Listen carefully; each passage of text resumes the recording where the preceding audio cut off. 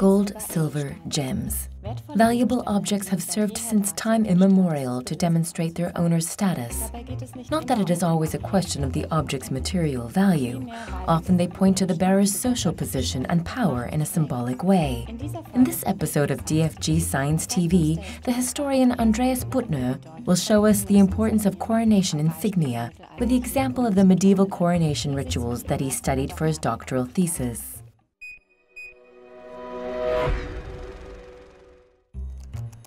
Generally speaking, a doctoral thesis develops over a number of years, and when finished is several hundred pages long. For this, the historian has to undertake a large number of steps at different locations.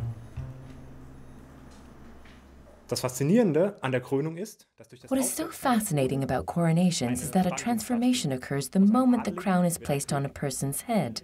A nobleman is turned into a king.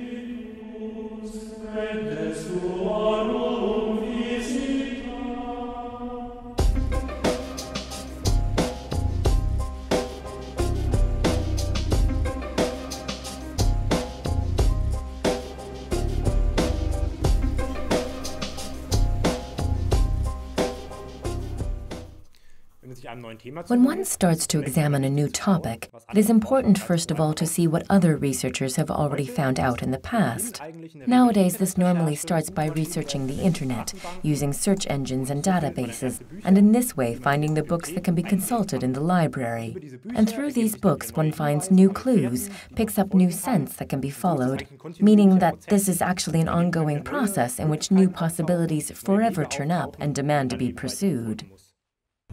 But more important, even than reading the literature, is working with the documents that come directly from the period one wants to research.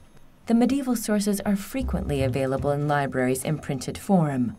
But often the historian has to go back to the original, to the old handwritten text. That takes the researcher to the archives, in this case, the State Archive of North Rhine-Westphalia in Düsseldorf.